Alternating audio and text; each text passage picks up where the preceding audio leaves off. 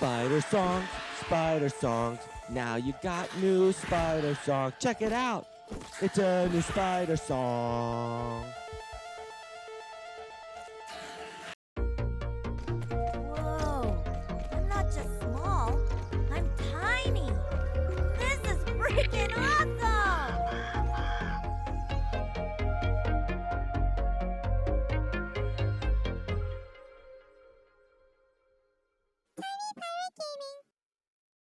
What up? It's Tiny Power Gaming, and in this video, I'll be covering Grounded Update 8.0 and 10 of the biggest, most notable new features that you will experience as a player once the update drops.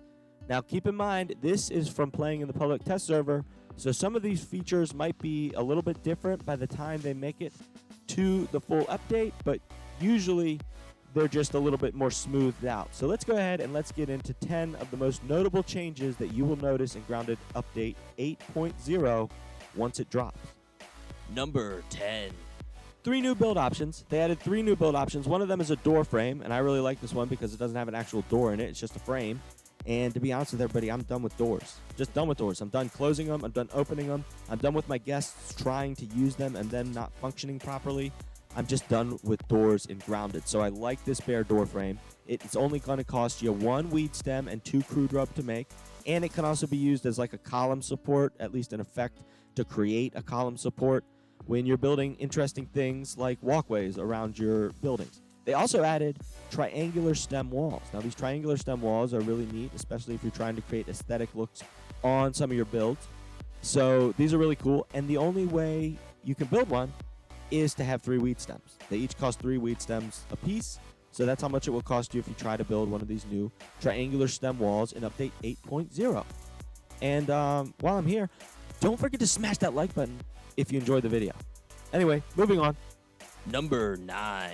The community wanted it. The community got it. What is that? It's photo mode. It's photo mode. It's in the game now. It's awesome. It's amazing. It's the coolest new feature. I love it. It's something that's coming with Update 8.0, and I'm playing around with it in a public test server, and so far I am loving it. I think it's amazing, especially for getting these cinematic shots. You can zoom all around. You can look around at what's all over the place. You can really get a good perspective of what's happening in Grounded, of your size compared to the rest of the yard, of these awesome epic shots. I'm just so excited for this, and you can even break the camera free so that you can get awesome shots of whatever builds you have, of your bases. It's just really cool. It's a really awesome feature. And in the patch notes, they say this is only phase 1. This is only phase 1 of the photo mode, so they're still going to revamp it and add stuff and edit it as time progresses. So I can't wait to see what this looks like in the future. The photo mode's already really awesome. I love it. It's such an amazing feature. But if you think the photo mode is awesome and you're really excited about the photo mode, and you want to see more grounded-related, grounded-themed content here on Tiny Power Gaming, well, I hope this video earned your subscription today. And if it did, don't forget to ring that little bell so you can become part of the Tiny crew and always be notified whenever I upload a new video here on Tiny Power Gaming. Number 8. Oh, it gets even better. It gets even better, everybody. Photo mode, we're not done with it yet because it gets even better, and that is you can use the options within the photo mode to change your character's poses. So you can have your character make these awesome poses. You can also turn off the player character entirely so you can remove them from the image if you want. There's all sorts of other options that you can mess around with, but the coolest thing is these special effects you can create using the filters. There's the sepia filter, the black and white filter, the science marinade filter, the doom and gloom filter, the 2-step retro filter, and the Billy Hog apocalypse filter. Now, all of these filter options, they make me think of what the game could become in the future, and I don't know, it just gets really exciting. It just gets really exciting. It's really awesome. It's really epic, and I don't know about you guys, but I'm super hyped and excited for this. If you're super hyped and excited for Update 8.0, let me know in the comments which of these 10 new features you are most excited for. Number 7. They changed up the build options a little bit. The build menu is just slightly tweaked the interface that the player will experience. And that is, if you're trying to place something and it gives you a red, it won't let you place it. It will now explain to you in a short message why you cannot place it there. So that's new. Also, If you equip the repair tool now, it will show damaged materials. There will be an icon that appears on anything that needs to be repaired, and I think that's really cool. It's really convenient for the player that when you're carrying the repair tool, it shows you what you need to repair. It's really awesome. It's really cool. And also, if you were ever playing on the mild difficulty, your repair tool didn't work. The repair tool didn't work on mild difficulty. That's supposedly been fixed, but I've never played on mild difficulty, so I don't know. I can't test that for anybody, but if you could test it and it worked now and you're playing in mild, let me know. I'd really appreciate that. Number 6. You can fast swap. You can fast swap your armor with what armor is on an armor dummy. You can either go into the actual interface and do it, or you can just do it by walking up to it. There will be a interface appear on the screen, and it will tell you which button you want to press, depending on whether you're on keyboard or whether you're playing with a controller, or whatever your configuration is for your button commands. That will be what will appear there on the interface, and it'll tell you how you can fast swap the armor you're wearing with the armor on the armor dummy.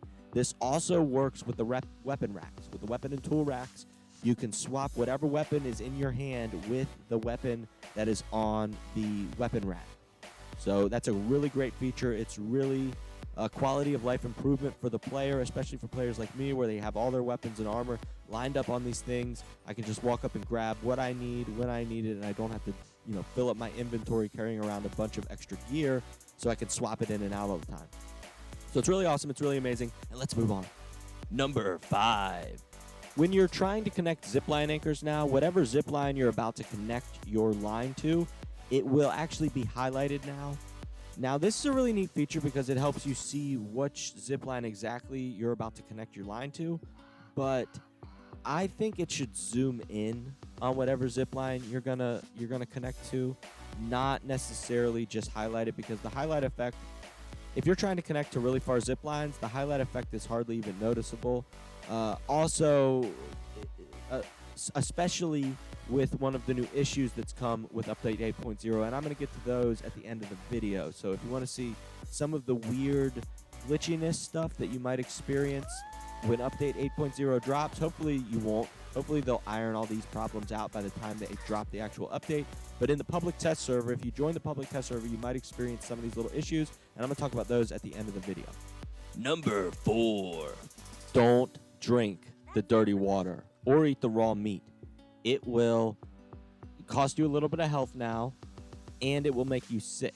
You will get a sick effect on your screen, and really it's just like this hazy effect around the outline of your screen, but it's supposed to represent sickness. So now when you drink dirty water or eat raw meat, you will get a sick effect, and it says in the patch notes the only way to get rid of it is to sleep, but I've also learned that if you eat good food, it will also get rid of the effect. So I don't know. They might edit that by the time the full update comes out. But according to the patch notes, the only way to get rid of that sick effect would be to sleep. And if you play Grounded, you know the only time you can sleep is when it's actually nighttime. So if you eat and drink bad water or food at the start of a day, you might be experiencing that hazy sick effect until you can go to sleep the next night. So just letting people know that might be the way it works by the time we get to the actual update. But currently, in the public test server, you can get it to go away by eating real quick. Number 3. They revamped the Smoothie Maker. Now, in order to use the Smoothie Maker, you will need to use either a grub goop or a mussel sprout, and then the regular materials you would use to make a smoothie. So it's the regular materials you would use to make a smoothie. Like, for example, the green machine is a clover leaf, a sprig, and a plant fiber. You would use those, and then if you want to make a regular green machine, you use the grub goop. If you want to make a beefy green machine, which is originally used to be called Smoothie Plus, now it's being called beefy. In order to make that, instead of using the grub goop, you would use a mussel sprout.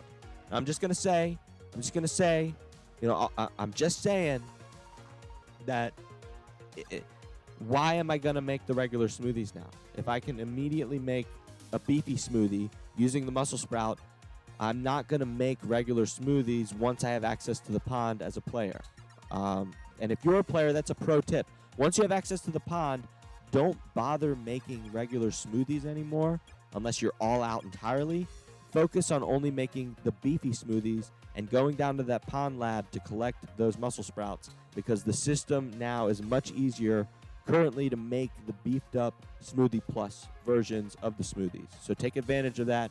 I have a feeling that the game developers could change again how the smoothies are made in a future update. So take advantage of it now to craft as many of those beefy smoothies as you can. Number 2. So they added intense music, or that's what they said in the patch notes anyway, more intense music. They added different music is what I'll say. It doesn't really sound, I don't know, any more intense. It sort of sounds mysterious. But they changed up the music whenever you fight a spider, whether it's an orb weaver or a wolf spider. But if you fight a spiderling, it's still the original combat music. But they changed up that music. They also reduced the damage reduction of Daredevil. I don't have any footage of this because, to be honest with everybody, I'm one of the players that never used Daredevil. I consider perks like that, when you have tools that can equate for the same thing, that's a waste of a perk slot where you could actually put a meaningful perk in that slot. So I always consider, I like Daredevil's the last perk I ever buy, and I know in the Grounded universe there's so many players that live off of the Daredevil perk. I just don't. I never have, and I never will, especially now that it's been nerfed. But the Daredevil perk has been nerfed, so be careful jumping off your towers once you're in update 8.0. If you always have relied on Daredevil to keep you alive, it's not necessarily going to keep you as safe as it once did. Fair warning.